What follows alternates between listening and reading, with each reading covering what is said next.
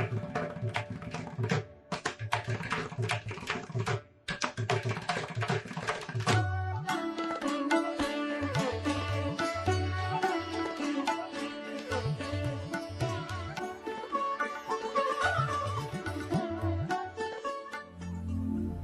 शांति। हम नई सीरीज शुरू करने जा रहे हैं जिस बुक का नाम है विदेह अवस्था। तो इस विदेह अवस्था के 2 शब्द जो बिगिनिंग में हैं, परम कल्याणकारी, परम सद्गुरु परमात्मा शिव ने अपने अनमोल महावाक्यों के द्वारा जो अमूल्य ज्ञान खजाना दिया है, उससे मानव का जीवन माला माल और निहाल हो जाता है। इसके द्वारा संपूर्णता की मंजिल को प्राप्त करने के लिए योग की पराकाष्ठा तक पहुंचने और अव्यक्त स्थिति बनाने के लिए अनेकानेक सरल, सुग्राह्य और सुंदर सुंदर युक्तियां मिलती हैं। विदेही अथवा अव्यक्त स्थिति एक ऐसी मन भावन स्थिति है जिसमें टिककर आत्मा आनंदभूति से सरोवर हो जाती है और विश्व की समस्याओं को सुलझाने के लिए शिव शक्ति तथा विघ्न विनाशक का रूप धारण कर लेती है। प्रस्तुत पुस्तक विदेह अवस्था पर बाप दादा द्वारा उच्चारित महावाक्यों का संग्रह है, जिसे आप तक पहुंचाते हुए हमें अपार हर्ष हो रहा है। इन वरदानी महावाक्यों को पढ़ते पढ़ते अथवा सुनते सुनते आत्मा देह से न्यारी हो शांति संपन्न हो जाती है और उसे अनुभव होने लगता है कि उसके प्रकाश और शक्ति में भी वृद्धि होती जा रही है। अपने शक्तिशाली शुद्ध और श्रेष्ठ संकल्पों द्वारा वे विश्व के दूरस्थ स्थानों में विद्यमान आत्माओं को भी शांति, शीतलता और आध्यात्मिक बल प्रदान करने लगती है। इस प्रकार उसे एक अनमोल अलौकिक सिद्धि की भी प्राप्ति हो जाती है। प्यारे बाप दादा ने हमें ड्रामा में सब कुछ अचानक होगा यह पाठ पढ़ा दिया है। विदेह अवस्था के द्वारा हम अचानक हुए प्राकृतिक और मानवीय परिवर्तनों का सामना कर सकते हैं। इस अवस्था का 1 या 2 सेकंड के लिए किया गया अभ्यास भी आत्मा के लिए पद्मों की कमाई जमा कराने वाला है। प्रकाश में काया को धारण कर विश्व सेवा की जो प्रेरणा इस ज्ञान संग्रह से मिलती है, उसकी धारणा से ये स्थूल शरीर और ये दुनिया बहुत पीछे रह जाते हैं और आत्मा उड़ता पंछी बन शुद्ध संकल्प रूपी साधन से उड़कर, हाईलाइट करने वाली बात, शुद्ध संकल्प रूपी साधन से उड़कर अपने प्रकाशमय धाम में अपने प्रियतम के निकट आनंद विभोर हो जाती है। निर्बल से निर्बल आत्मा भी माया का सामना सफलतापूर्वक करने में सक्षम हो जाती है। उसके पुराने संस्कार और संस्मरण ओझल हो नए स्वच्छ स्वर्णिम जीवन के स्मरण अंकुरित होने लगते हैं। हमें पूर्ण विश्वास है कि प्यारे बाप दादा के इन वरदानी महावाक्यों का अध्ययन और मनन करते हुए सभी ब्राह्मण कुलभूषण स्वराज्य अधिकारी भविष्य के विश्व राज्य अधिकारी के तिलकधारी बनने का पूरा पुरुषार्थ करेंगे। देह की स्मृति से न्यारे बन बाप के दुलारे और सर्व के प्यारे बनेंगे। सेकंड में साकार और सेकंड में निराकार ऐसी ड्रिल करते हुए आत्मा को अलौकिक शक्तियों से भरपूर करते रहेंगे और मनसा द्वारा सोमान की स्मृति रखते हुए वाचा और कर्मणा द्वारा विश्व नव निर्माण की सेवा को तीव्र गति प्रदान करेंगे। शुभकामनाओं साथ राजयोगिनी ब्रह्मा कुमारी प्रकाश मणि। तो चलिए हम शुरू करते हैं इस खूबसूरत स्थिति को बनाने के लिए, विदेही स्थिति को बनाने के लिए परम पिता परमात्मा के मधुर महावाक्य। बाबा ने कहा है, मेरे राज ऋषि बच्चों, चारों ओर हलचल है। प्रकृति के सभी तत्व खूब हलचल मचा रहे हैं। एक तरफ भी हलचल से मुक्त नहीं है। व्यक्तियों की भी हलचल है, प्रकृति की भी हलचल है। ऐसे समय पर जब इस सृष्टि पर चारों ओर हलचल है तो आप क्या करेंगे? सेफ्टी का साधन कौन सा है?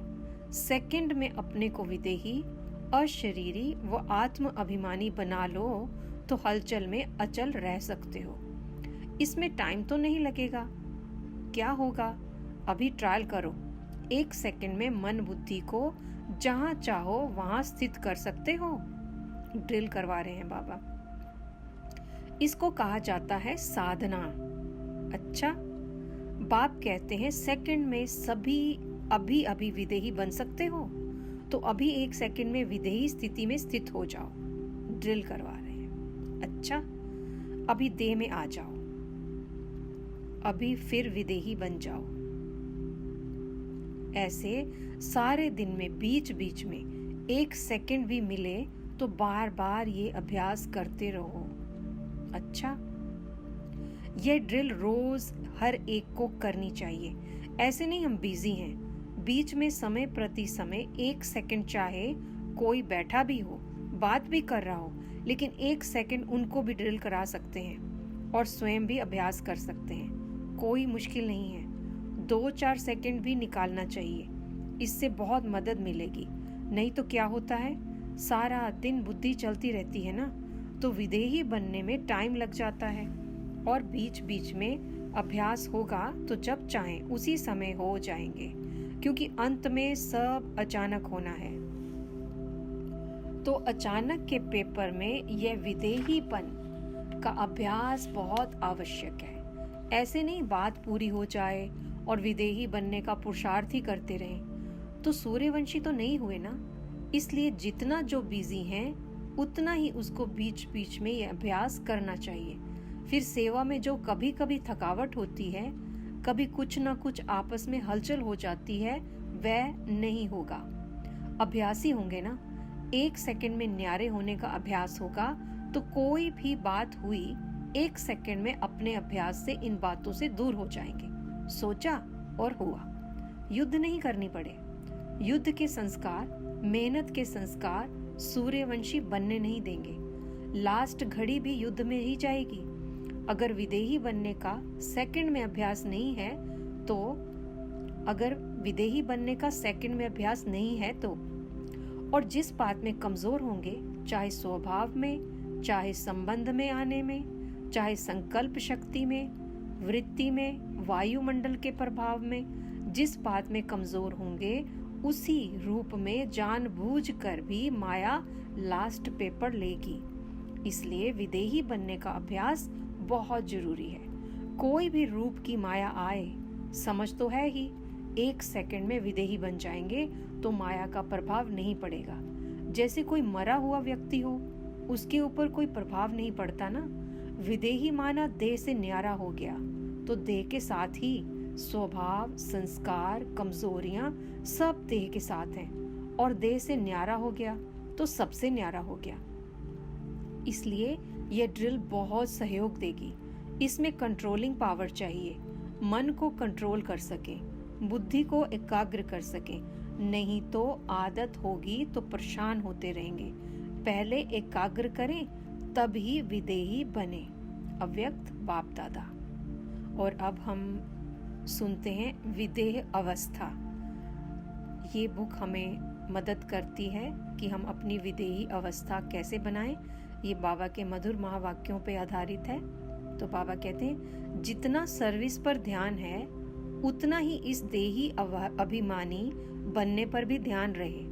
बाबा ने कहा, अंत समय में तुम्हारा ये व्यक्त शरीर भी बिल्कुल स्थिर हो जाएगा। अभी तो पुराना हिसाब किताब होने के कारण शरीर अपनी तरफ खींचता है, लेकिन अंत में बिल्कुल स्थिर तथा शांत हो जाएगा। कोई भी हलचल न मन में न तन में रहेगी, जिसको बाबा कहते थे देही अभिमानी स्थिति। दृश्य समाप्त होने के बाद बाबा ने कहा, सभी बच्चों को कहना कि अभी देही अभिमानी बनने का पुरुषार्थ करो। जितना सर्विस पर ध्यान है उतना ही इस मुख्य बात पर भी ध्यान रहे कि देही अभिमानी बनना है। अव्यक्ति स्थिति में स्थित रहकर व्यक्त भाव में आओ। बाबा ने कहा, बच्चों के प्रति मुख्य शिक्षा यही है कि अव्यक्ति स्थिति में स्थित रहकर व्यक्त भाव में आओ। जब एकांत में बैठते हैं तो अव्यक्त स्थिति रहती है, लेकिन व्यक्त में रहकर अव्यक्त भाव में स्थित रहें, वह मिस कर लेते हैं। इसलिए एक रस कर्मातीत स्थिति का जो नग है वह कम है। तो जिसके जीवन में जो कमी देखता हूँ वह सजा रहा हूँ। जैसे साकार में यह कार्य करता था वही फिर अव्यक्त रूप में करता हूँ। तो बच्चों से जाकर पूछना कि सारे दिन में जैसे बाप बच्चों को सजाते हैं ऐसे बच्चों को भासना आती है। उस टाइम को जो योग युक्त बच्चे होंगे उनको भासना आएगी कि बाबा अब मेरे से बात कर रहे हैं, सजा रहे हैं। जैसे मैं अव्यक्त वतन में बच्चों से मिलता बहलाता रहता हूँ, अव्यक्त रूप वाले बच्चे ये अनुभव कर सकते हैं। मैं भी खास समय पर बच्चों को याद कराता हूँ। ऐसी टचिंग बच्चों को होती ही होगी। बाबा का आधार, संगठन का आधार, परिवार के नियमों का आधार कभी नहीं छोड़ना। व्यक्त रूप में रहते अव्यक्त स्थिति में रहना है। जब अव्यक्त स्थिति में स्थित हो जाएंगे तो उस अव्यक्त स्थिति में कोई उलझन नहीं रहेगी। वर्तमान समय चल रहे सभी पाठ आप बच्चों को अति शीघ्र अव्यक्त बनाने के साधन हैं। डगमग होने की जरूरत नहीं। शुरू में यज्ञ की स्थापना भी अनायास ही हुई थी। जब आप शुरू में यज्ञ की स्थापना में आए थे तो आप सभी से निश्चय के पत्र लिखाए थे। यही निश्चय लिखाते थे कि अगर ब्रह्मा चला जाए तब भी हमारी अवस्था, हमारा निश्चय अटल रहेगा। वह निश्चय पत्र याद है। निश्चय उसको कहा जाता है जिसमें किसी भी प्रकार का, किसी भी स्थिति अनुसार विघ्न के समय संशय नहीं आता। परिस्थितियां तो बदलनी ही हैं, बदलती ही रहेंगी, लेकिन आप जैसे गीत गाते हो ना, बदल जाए दुनिया ना बदलेंगे हम। तो ऐसे ही आप सभी निश्चय बुद्धि आज के संगठन में बैठे हुए हो। आपकी मम्मा आप सबको कहा करती थी कि निश्चय के जो भी आधार अब तक खड़े हैं वे सब आधार निकलेंगे ही, और निकलते हुए भी उसकी नींव मजबूत है। अगर नींव मजबूत नहीं तो आधार की आवश्यकता है। आधार कौन सा? बाबा का आधार, संगठन का आधार। बाबा कहते हैं आधार कौन सा? बाबा का आधार, संगठन का आधार, परिवार के नियमों का आधार नहीं छोड़ना। परंतु परीक्षा के समय जो सीन सामने आती है उसमें निश्चय तो नहीं टूटा। निश्चय अटूट होता है, वह तोड़ने से टूटता नहीं। ऐसे निश्चय बुद्धि ही गले के हार हैं। ओम शांति।